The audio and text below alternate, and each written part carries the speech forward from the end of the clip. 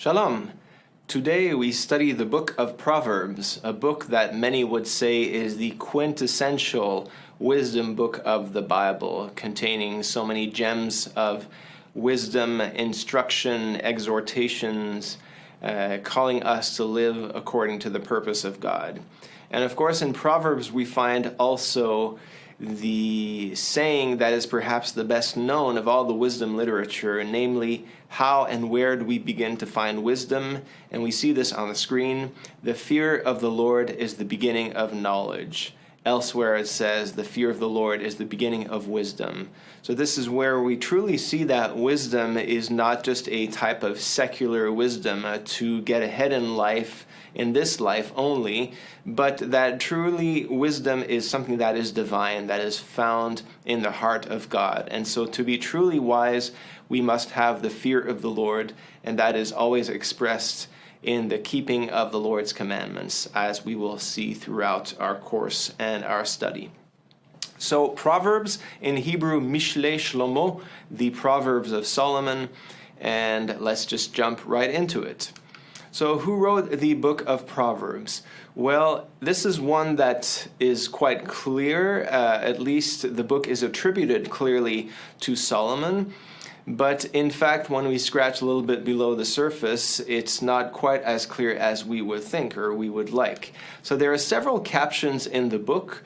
For sure, the book begins by stating that, here it is, the Proverbs of Solomon, the son of David, king of Israel. So clearly the book is attributed to King Solomon, not only Proverbs 1 verse 1, but elsewhere as well in chapter 10, in chapter 25. But there are also other headings in the book of Proverbs that indicate that Solomon was not alone in the compilation of this book. For sure, in 1 Kings chapter 4, we're told that Solomon's wisdom excelled the wisdom of all the men of the East and all the wisdom of Egypt. He spoke 3,000 proverbs, and his songs were 1,005. So an independent tradition from the book of Kings tells us that Solomon was truly renowned for writing many proverbs, 3,000 according to this verse here, which is more than we have preserved in the book of Proverbs. So that really corroborates the Solomonic authorship of Proverbs. However, we know that other names are mentioned. For example, these mysterious men of Hezekiah. We know that Hezekiah was one of the latter kings of the kingdom of Judah. And so chapter 25, which we see here, these are also Proverbs of Solomon, which the men of Hezekiah, king of Judah, copied. So apparently some section of the book are attributed to Solomon as well, but they were copied and passed down by a certain group of scribes from the time of Hezekiah, king of Judah, several centuries later. Hezekiah and his company wrote the Proverbs according to the Talmud, the Babylonian Talmud, Tractate Baba Bathra, Folio 15a. We still have a few other names. The wise is mentioned in chapter 22, verse 17, and chapter 24, verse 23. Who is this wise man? Perhaps it's another designation for Solomon or someone else. We're also told about a certain Agur in chapter 30 and about a king Lemuel in chapter 31. So these are the names that we find in the book of Proverbs. Of course, most of it is attributed to Solomon, even though many modern scholars, as usual, would question or even reject the Solomonic authorship either in part or entirely. This is what we know from the scripture itself and from Jewish tradition. In any case, we know that the book of Proverbs was probably written over a long period of time, even if we attribute most of it to King Solomon. And scholars have proposed dates anywhere between the 10th and the 6th century BC. So Solomon would have lived in the 10th century BC, and up to the 6th century, meaning the time of the Babylonian exile or something. So it is, in any case, very difficult to date precisely when Proverbs was written. The background of the book. We mentioned in our introductory class on wisdom literature that many, if not most, if not all, of the early Hebrew wisdom books have very little reference to Hebrew history, and this is the case here in the book of Proverbs. There is virtually no reference to Israelite Hebrew history in the book of Proverbs. It is not a book that is focused heavily on history at all by the very nature of the text. There's no mention of God's great acts of redemption or of the covenant between God and Israel. And in fact, there's very little explicit talk about God. Yes, God is mentioned as being the author and source of wisdom. And we already said the fear of the Lord is the beginning of wisdom. But not many descriptions, if at all, are given about God himself or about God speaking, God revealing his will to or through the author. We also said that the early wisdom books have a very international character. If they date from the time of Solomon, Israel is in a position of strength, a position where nations come to Jerusalem to worship the God of Israel together with the Israelites in the temple. So out of this position of strength, this literature now coming out of Israel has a very international character. It is not particularly Jewish. We don't have many references to specific commandments of the Torah, even though Proverbs does exhort the reader to acknowledge the laws of the Lord. But there's nothing specifically Jewish about it. It is quite international, as we see in the other wisdom books as well. There are some connections with ancient Near Eastern literature. We've already mentioned in a previous lesson some very close literary connections between Proverbs 22 to 24 and the Egyptian instruction of Amenemope. And we'll see that as a reminder on the next slide. So recall we mentioned that this section of Proverbs may be the earliest attested case of plagiarism in the history of scholarship. We might call it a cordial borrowing from one country to the next. Some have said that the book of Proverbs represents a type of first natural law of the Old Testament. So what do we mean by natural law? A certain moral order that is inscribed in creation that is expected to be known, even if you did not hear God speak from heaven or receive his commandments on tablets of stone. You're expected to know certain principles, certain things you should do, certain things you should not do. And Proverbs seems to assume a lot of that. Nevertheless, there's no distinction between religious and secular realms. So we're not talking about just about a type of secular natural law. So it is a natural law that is grounded in God, in the fear of the Lord. And nevertheless, Proverbs assumes the existence of a world that is created by God with a certain order or inherent dynamism within it. So these laws established by God, and God expects not just Israel, but also the nations to recognize those laws. Knowledge in Proverbs is not information, but truly a way of seeing reality. It's a way of conducting oneself. It's a way of relating to the order or wisdom that God placed in the world. And in this sense, you might say that Proverbs represents a type of natural law of the Old Testament. So here is a slide that we have seen previously. Here's a section from the instruction of Amenemope, and very similar parallel that we find in Proverbs 22. Inviting the hearer to incline your ear. It is pleasant to follow wisdom, trusting in the Lord, and all this will lead to success and to a life well lived. Okay, purpose and genre of the book. What's the purpose of the book of Proverbs? We might say that Proverbs intends to impart wisdom to the simple and to the wise in order to live well. So this is not just any kind of knowledge, but a practical knowledge so that you may live a good life. The idea is, not so fast. The idea is to make the hearer of wisdom wise, so to live successfully without undue trouble, which means living in the fear of the Lord righteously and justly before God. So the author of Proverbs, Solomon or whoever it is, wishes to lay a foundation and offer specific guidance, especially to young men, as they seek their way in the real world. Proverbs wants to train a person to form character, to show what life really is like and how to best cope with it and all of the problems that life throws at us.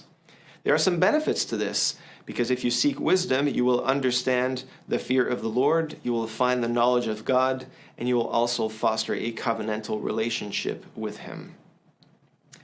Wisdom promotes justice, equity.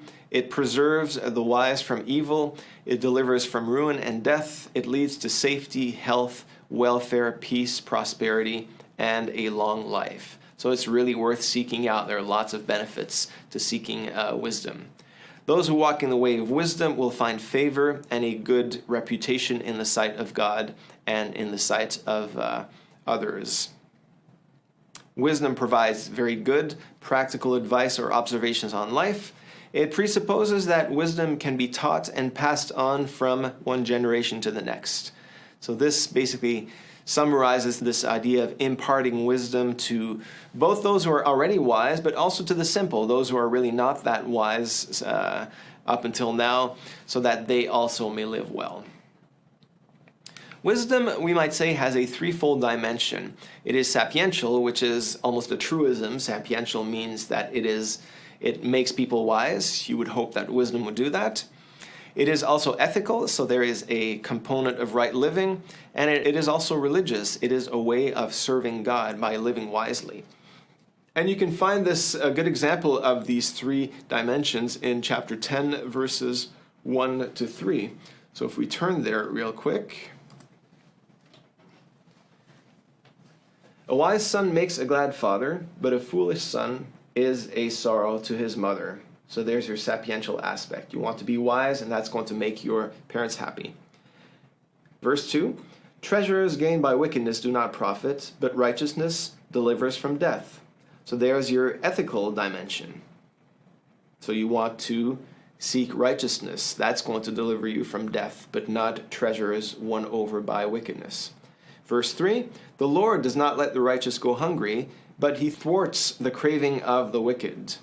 So there's your religious dimension. It's not just a secular law, but the Lord really stands behind these laws of wisdom and of morality that govern the universe.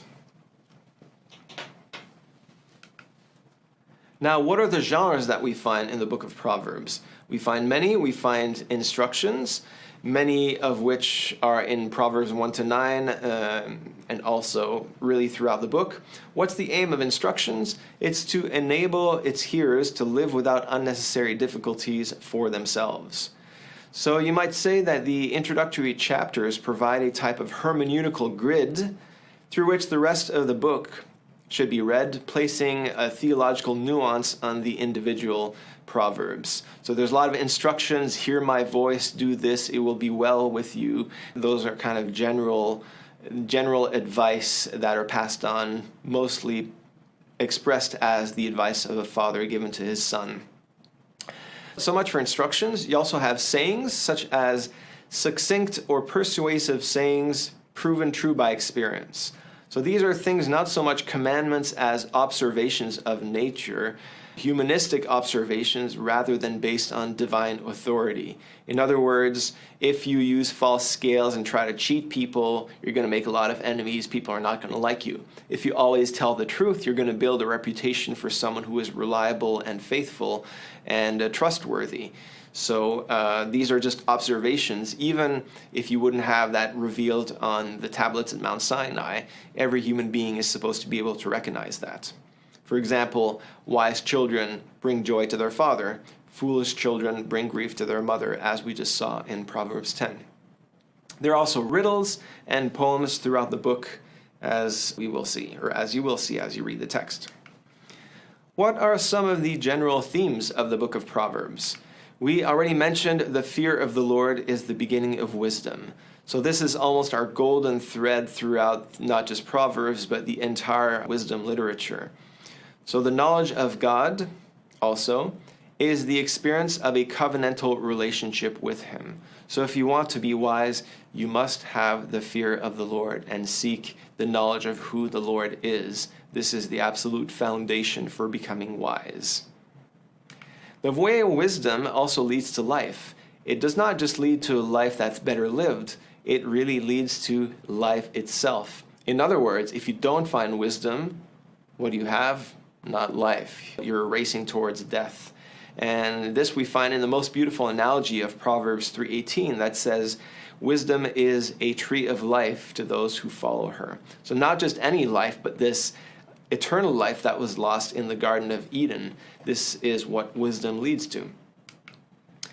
The retribution principle, again, we're not hardly going to have any class on wisdom without at least mentioning this retribution principle, a promise of peace, health, and long life to whoever remains in covenant with God and seeks his wisdom. So retribution presupposes a vertical dimension, a covenantal relationship with God, but also a horizontal dimension of the covenant. In other words, it's not enough just to love God. If you hate your neighbor, you must also live rightly and justly with your neighbors. So generally, this retribution principle does not consist in absolute promises, but more like general principles that are based on careful observation of the human experience. Human speech is very, very important in Proverbs. Human words have great power. Any words have great power. God created the world by speaking. So life and death are in the power of the tongue. What we speak can build up or can destroy, as we read in the Epistle of James. The human speech, very important for Proverbs. Homosexuality, also mentioned constantly, especially in the first 9 chapters. So homosexuality is a source of life when lived well within the context of marriage between a man and a woman. But in any other context, and here in this book we find the so-called adulterous woman or Dame Folly, who acts as a rival to Lady Wisdom. And so homosexuality is used as a metaphor for betraying God and as a type of idolatry, but adultery is also mentioned as a warning against the physical act of adultery. In other words, sexual immorality can point to actual adultery, or it can point to a type of idolatry or forsaking the Lord. And that is the role of this Dame Folly, or as one of my students once called her, Lady Woe. Okay, wisdom in Proverbs. If we recall our triangle from our study of salvation history, wisdom is the knowledge of truth. Wisdom is also a source of life. In fact, wisdom is the tree of life. And wisdom leads the way so that we are able to live well according to God's purposes. So here we have our restoration of the truth, the life, and the way, the truth, and the life. And of course, Jesus, being wisdom incarnate, will live out wisdom perfectly and fully. Okay, we can also speak of operative concepts in the book of Proverbs that we see applied to wisdom. One of these is the psychology of the human person as knower and doer. What do we mean by that? Well, the human person is a free and energetic moral agent. Now, life is action. We know that the person is defined by his or her organs of action, the organs of perception, decision, expression, and motion.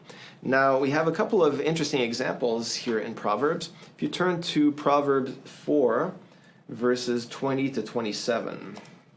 Proverbs 4, verses 20 to 27. Now, if we read this text, thinking of these organs of action, my son, be attentive to my words. Incline your ear to my sayings. Let them not escape from your sight. Keep them within your heart, for they are life to him who finds them and healing to all his flesh. Keep your heart with all vigilance, for from it flow the springs of life. Put away from you crooked speech, and put devious talk from you. Let your eyes look directly forward, and your gaze be straight before you. Take heed to the path of your feet, then all your ways will be sure. Do not swerve to the right or to the left. Turn your foot away from evil. So you see how this passage speaks of the sight, the hearing, the eyes, the lips, the mouth, the feet, where we walk, what we look at, what we listen to. And so the senses become really the window into the soul. Now, this means that knowing the good also implies doing the good. There's no way you can know the good without doing it. If you think you know the good and that doesn't change your behavior, then your knowledge is really not of any worth or any value. This also means that ignorance has an ethical dimension. Knowing is a moral obligation. In other words, for the author of Proverbs, if you're ignorant, it's your fault. You should take the initiative to seek out knowledge, the knowledge of the Lord through the fear of the Lord. And so this type of passivity, oh, I just didn't know, is not an excuse for the book of Proverbs. And it continues that way also in civil law today, right? It's not because you don't know the traffic laws that you're exempted from them. Ignorance is not an excuse. There's a certain expectation that we should be well informed about the laws in the society in which we live. So ignorance has an ethical dimension, and knowing is a moral obligation. So the process of learning, deciding, and acting involves perceiving through seeing or hearing, storing the perceptions in the heart, making decisions, expressing one's heart in words, the mouth and the lips, and acts, the eyes and the feet, and so on. For this reason, Proverbs, the author of Proverbs, has great contempt for a certain type of people. And who are they? The lazy, the sluggards, the slackers. So you find that in chapter 6, a long excoriation of the sluggard who lies to rest a little bit and does not do anything. And so our author of Proverbs has great contempt for lazy people who do not act in order to seek out wisdom and live wisdom. One's free choice places one on a path or a way that has its own dynamic independently of the agent. So by your own choices, you end up walking either on the way of the righteous that leads to life, or the way of the wicked that leads to death. Psalm 1 or also Proverbs 4, verses 10 to 19. So that's the psychology of the human person as knower and doer. Proverbs also uses types antithetically paired to describe behavior and its consequences. So a lot of contrast. We talked in our previous class about antithetical parallelisms, synonymous parallelisms. We find many of both in the book of Proverbs. As far as antithetical parallelisms and contrasts, you will hear a lot of contrast between the wise and the foolish, the righteous and the wicked, the lazy and the diligent, the rich and the poor. So many of these types to describe the right behavior versus the wrong behavior. We also find wisdom who is personified as a woman in the book of Proverbs. So every person must make this choice between two women. So which woman are you going to choose? Lady Wisdom or Dame Folly? Dame Folly can be quite deceptive because both of them invite us to a meal. Both invite man to dine and to share intimacy with them, which means, in other words, to worship them. So are you going to worship Lady Wisdom or Dame Folly? And a pattern we're going to see in Proverbs and even more in Sirach is that Lady Wisdom tends to be kind of tough at first. She's kind of a scary woman to deal with. She's not all hugs and kisses at first. By contrast, Dame Folly is very, very seductive, very, very attractive, and she seems to lead us to a lot of pleasures. But if you're able to overcome this kind of tough love from Lady Wisdom, then she becomes a true source of life. Whereas the pleasures offered by Dame Folly turn out to be deceptive, and in fact they lead to destruction and death. So wisdom obviously stands for God. Dame Folly stands for perhaps Baalism, the worship of the Canaanite god Baal, or any kind of idolatrous worship in ancient Israel.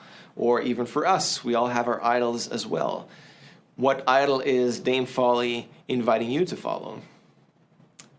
So this alternative between Lady Wisdom and Dame Folly is more than just how to get along and advance in the world.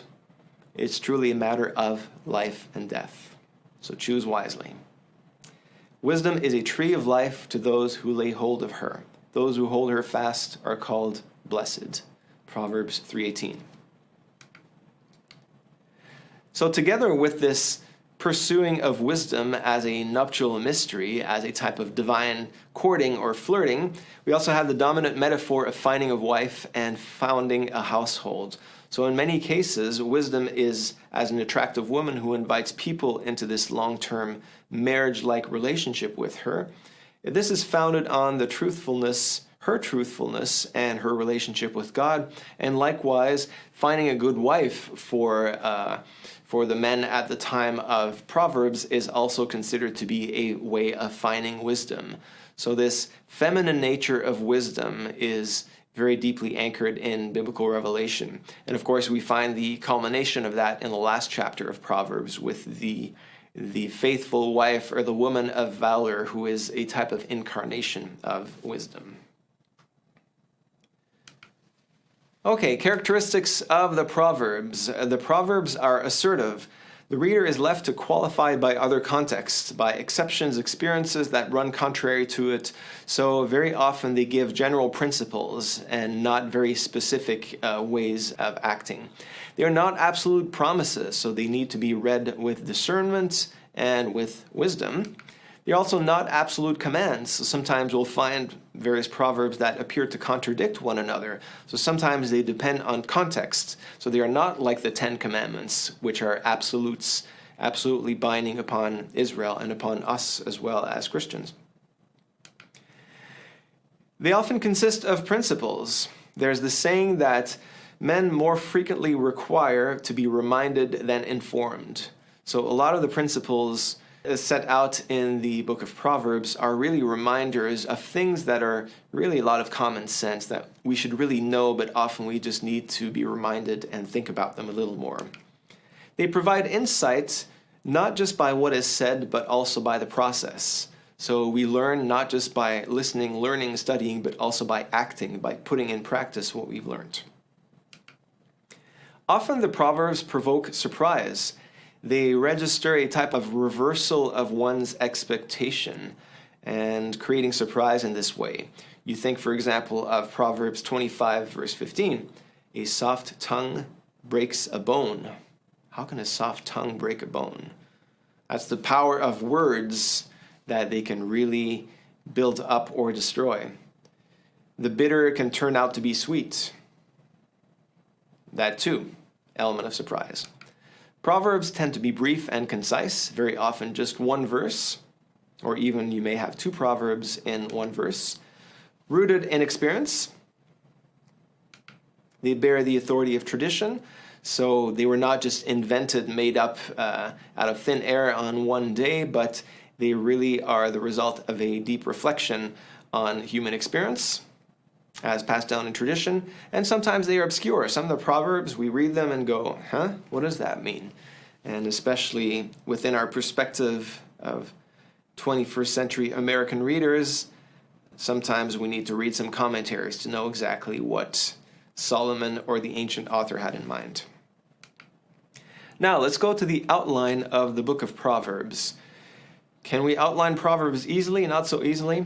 Well, the broad outline can be pretty easily sketched out. We have a preamble of 7 verses that provides a hermeneutical key to understanding the entire work. And this is where we are told in verse 7, the fear of the Lord is the beginning of knowledge. So right off the bat, the author is trying to tell us this is not just a secular pursuit, a secular endeavor, but you must believe with this humble posture of fearing the Lord, of knowing that we are very far from wisdom unless we ask God to grant it to us. Then we see from chapter 1, verse 8 through chapter 9, a father's reflections on wisdom. So these are chapters that seem to be greater blocks of material in contrast to the very short, pithy sayings that we see beginning with chapter 10. So all this is more thematically connected, we might say, than what you'll find beginning in chapter 10. The father's reflections on wisdom. Then the major block of Proverbs of Solomon from chapter 10 to chapter 22. This is where we find the typical very short sayings that we know as the Proverbs. Then we have the sayings of the wise, chapters 22 to 24. Very similar topics, but a greater variety of literary forms than the Solomonic section. As we said, we're not sure who this wise person is. Then another section of Proverbs of Solomon, chapters 25 to 29. This includes many striking comparisons and metaphors, fewer antithetic parallelism than we see in the other sections. at least chapters 25 to 27, and then 28 to 29, we see more antithetic parallelisms. Then we have 2 chapters of appendices, the sayings of Agur, including numerical proverbs, the sayings of King Lemuel, including his mother, in fact, that were passed on by her mother, and then the famous poem on the virtuous woman, or the ideal woman, otherwise known as the Jewish superwoman, showing us the youth of one who has become a friend and disciple of wisdom. So this superwoman really represents wisdom incarnate. Okay, if we zoom in a little bit on those first 9 chapters, we're not going to spend too much time on this in this video introduction, but just say a few words in breaking up this outline. So it's a little more difficult to outline these 9 chapters. One way of doing it is by saying that there are actually 10 speeches in those 9 chapters. 10 fatherly speeches to a type of son figure. So we find the first one in chapter 1, verse 8 to 19, so this is a short one. And the father figure warns his son against the enticement of sinners. Then we'll find several interludes where Lady Wisdom herself speaks. And so her first discourse comes in chapter 1, verses 20 to 33. The second speech, the fatherly figure exhorts his son to seek wisdom and avoid the strange woman. And then in chapter 3, we see some admonitions on how to behave towards God. So typical wisdom concerning ways how we are to live, with motivating clauses telling us why we should live that way. Then we have another interlude on the value of wisdom. Then chapter 3, verse 21, we're told some information about how to behave towards neighbors, with a series of admonitions. The 5th speech, which is in chapter 4, love wisdom, and this is where we find some nuptial imagery. And so wisdom is not just about following God's commandments. Certainly it does include that, but it's also a type of courtship, a marital relationship with wisdom that we are to pursue as one would pursue a beautiful woman. Then the 6th speech speaks of the 2 ways, so the exhortation to choose the path of wisdom and to avoid the path of the wicked. The 7th speech exhorts us to guard our heart with great vigilance. And then in chapter 5, we see the first lengthy description of this promiscuous or strange woman. Here is our Dame Folly. So in this chapter 5, she is described as the counterpart of true wisdom. She is a type of false wisdom, and there's a positive recommendation to marital faithfulness. And so marital faithfulness is one way to remain faithful to wisdom, and the dangers of the forbidden woman, how she leads to death. There's then an interlude, miscellaneous admonitions, and this is our excoriation against laziness. Then again, avoid the strange woman, chapter 6. And in chapter 7, we see quite a graphic description of this strange woman who sets out to seduce a young man. And the author of Proverbs does really make her quite seducing, to the point that you can almost feel that the difficulty of resisting this temptation, that she is really truly attractive and very flirtatious towards this young man walking down the street foolishly, really walking towards his own death. So by contrast, we see then a couple of interludes. Chapter 8, the second discourse of Lady Wisdom, which is quite extensive, this one. So wisdom is now personified not just as a woman, but also as a prophet who speaks, who cries out in the streets, calling out for an audience. She offers herself being better than riches, gold, silver, and honor. And why should anyone believe in her? Because she was there at the beginning of creation. So this chapter 8 portrays wisdom as present at the very beginning of creation, the firstborn of all creation, and also present at creation, assisting God, so to speak, in creating the world. So a very important passage in this chapter 8. And then she appeals for attention and obedience. Then this continues in chapter 9, which is another discourse of Lady Wisdom. And chapter 9 begins with a speech of Lady Wisdom, who is inviting her followers to a banquet. And if you look at the end of chapter 9, you're going to encounter again Dame Folly also inviting people to a banquet. So pay close attention to the contrast between the beginning and end of chapter 9. Lady Wisdom's banquet, where she offers good wine. Dame Folly's banquet, who offers sweet bread but stolen waters. And so, which woman will you choose? Sandwiched between those two invitations, we have sayings that correct the scoffer and instruct the wise man. So once again, nuptial mystery, nuptial symbolism is joined together with invitations to follow the commandments and live a morally upright life. So that's a very quick overview of Proverbs 1 to 9, and we will spend more time in class looking at these passages. All right, here's again our outline. We'll spend even less time on the rest of the book from chapters 10 to 31. We'll just outline a few of the major themes that we find in these chapters, including the Proverbs of Solomon, the sayings of the wise, the second collection of Proverbs of Solomon, and the appendices. So what are some of the major themes that we find in all these sayings? Human speech, we mentioned already. Words have great power. Life and death are in the power of the tongue. Words may be used to wound or to heal, to shape attitudes and perceptions, to form beliefs and convictions. So proper speech is precious, comparable to silver and gold. It's expressed graciously and eloquently. It's beneficent, it's gentle, it is just, it is honest and reliable. It is appropriate, fitting to its time, spoken at the right time, right moment. It brings good to others as a type of fountain of life or means of deliverance. By contrast, the mouths of the wicked spread discourse and strife like a scorching fire. So we see this contrast between speaking well and speaking wickedly. Words can also be futile, just completely vain or deceptive.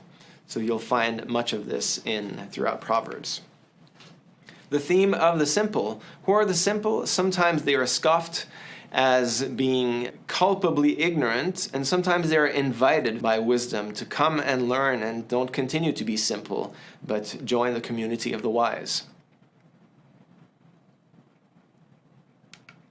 In contrast to the wise, we have the fool, mentioned very often and treated generally with great disdain and contempt. So many verses contrast the fool with the wise. Typically, the fool are those who resist learning. Unlike the simple, they're just ignorant, but they may still be amenable to teaching. The fool just reject knowledge and they reject wisdom. And for this reason, our author of Proverbs has great contempt for them.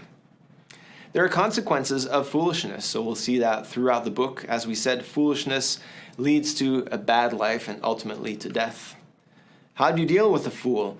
Generally, avoid him. Don't throw pearls to the swine if they are not interested in wisdom. You'll find various pieces of advice on how to deal with a fool or dealing with a short-tempered person, the person who gets angry very quickly. Often they're identified, the fool and the short-tempered person. How do you deal with the proud and the scoffer? How do you deal with the lazy person? How do you deal with human sexuality, as we said? So these are some of the themes you will find in chapters 10 to 30. Last thing, our woman of valor in Proverbs 31. Who is this woman? Does she exist? When I lived in Israel, I often heard that this chapter caused a lot of stress among Jewish women because it just set an impossibly high standard to reach. So does this perfect woman who works so diligently, gets up at the crack of dawn and feeds her children and takes care of her husband and is constantly sewing, knitting, and cooking and cleaning the house, does she actually exist, or is she really a utopia who is never to be seen? So clearly our author of Proverbs portrays this Jewish superwoman, so to speak, as a symbolic figure of Lady Wisdom. Once again, wisdom is knowledge in action, seen in diligence, in faithfulness, in loyalty to one's family. And of course, here the example is given personified as a woman, but it's inviting men to act that way, to be also diligent, loyal, faithful, hardworking, and so on. So, this Jewish superwoman, does she exist? That remains yet to be seen. Proverbs 31 is sung on Friday night before the Sabbath meal in every Jewish home, or at least every observant Jewish home. So it's a beautiful tradition. The men come back from the synagogue, they sit around the Sabbath table, and they begin to sing Eshet Chayil, a woman of valor. In other words, it's a hymn of praise that the men sing to their wives and to the women around the table as the ones who personify Lady Wisdom. According to the Midrash, the ancient Jewish commentary on Scripture, Proverbs 31 is a poem that was originally composed by Abraham as a eulogy for his wife, Sarah. So Jewish tradition tends to idealize all the patriarchs and matriarchs. Probably more a pious tradition than reality here, than historical reality, but very beautiful to think of Abraham writing this poem for Sarah as this eulogy, as this homage, and giving her honor after passing on. According to Jewish mysticism, the Kabbalah, this chapter in Proverbs 31 refers to the Sabbath queen, the spiritual soulmate of the Jewish nation. So interesting that the Sabbath is identified with wisdom. In fact, at every Sabbath, Jews invite the Sabbath to come and to be joined with both God and with Israel. So the Sabbath is a type of bride, God's bride, and also the bride of Israel. So in other words, Proverbs 31 would be a type of metaphor of this wisdom incarnate who is also identified with the Sabbath. Jewish commentators say that the poem refers to the Shekhinah, the so-called divine presence. Others say, as we said, the Shabbat, the Torah, wisdom, or even the soul. So you have all kinds of various interpretive traditions that apply Proverbs 31 to all these various aspects of Jewish piety. So the Torah herself, some would say Proverbs 31 is an incarnation of the Torah well lived, or of the soul that lives in right relationship with God. Proverbs 31 has also been applied to the daughter of Zion and the seat of wisdom. And in Christian tradition, many of the church fathers have applied this woman of Proverbs 31 as the ideal woman, the Blessed Virgin Mary, who is also seen as the mother of the church. So this idealized disciple of Christ and also idealized motherly figure in the person of Mary, the mother of Christ. To conclude our study of Proverbs, we can see that Proverbs is also relatively important for the New Testament. Now, we know that Jesus is portrayed as the ultimate wisdom, as wisdom incarnate. This is found in Colossians 2, verse 3, and elsewhere. Jesus is also the image of God and the firstborn of all creation. So this connects with Proverbs 8, wisdom who is there present before the world was created and assisting God, so to speak, in creating the world. Do we have New Testament quotations from Proverbs? We certainly do, at least a few of them. My son, do not despise the Lord's discipline or be wary of his reproof. We find that in Hebrews 12. God opposes the proud but gives grace to the humble. We find that in James and in 1 Peter. So again, the humble being the entranceway, the door to wisdom. Humility is a prerequisite. It's really the other side of the fear of the Lord. If the righteous is repaid on earth, how much more the wicked and the sinner? Found in 1 Peter chapter 4. And famously, if your enemy is hungry, give him bread to eat. If he is thirsty, give him water to drink. And that will be like hot coals on his head. That's Romans 12, quoting Proverbs 25. And last but not least, like a dog that returns to his vomit is a fool who repeats his folly. Happy reading and happy growing in wisdom as you pursue Lady Wisdom, hopefully, and not Dame Folly. We'll see you next time.